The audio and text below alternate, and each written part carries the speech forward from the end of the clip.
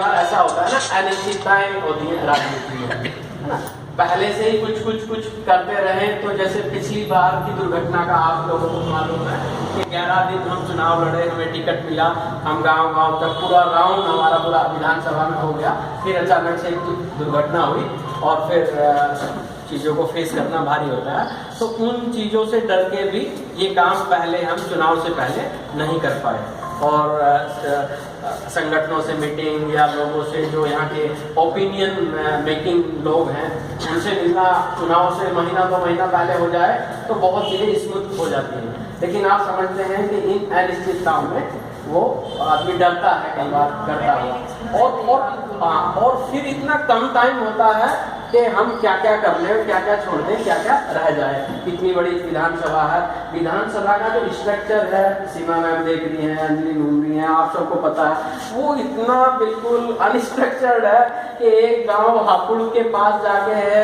एक गांव इधर मोहद्दीनपुर के पास जाके है, एक गांव वहाँ है, और एक आप बिल्कुल मेरठ के दूसरे कोने पे है। कई बार तो पूरा मेरठ क्रॉस करने में पूरा शेड्यूल डिस्टर्ब होता है। तो आप हमें हमारी परेशानियाँ, हमारी मानसिक दिक्कतें समझ सकते हैं।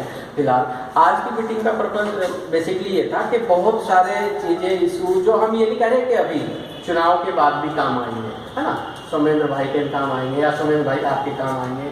आप लोग देखते हैं कि फील्ड में, मेरठ में, इस रीजन में इस तरह की दिक्कतें हैं, क्या है, क्योंकि मैं इसी क्षेत्र से बिलोंग करता हूँ, मुझे तो पता लंबे समय तक मैं कैंपस में भी छात्र राजनीति की। यहाँ इस तरह के काम करना ही अपने आप में, एनजीओ बनाना, काम करना ही अपने आप में एक बहुत बड़ा रिस्की काम है, क्योंकि एनजीओ कल्चर एक अलग ढंग की है। वो सोसाइटी में जो सपोर्टिव कल्चर होती है वो वहाँ काम करते हैं, वहाँ उनकी एक ग्रोथ दिखती है।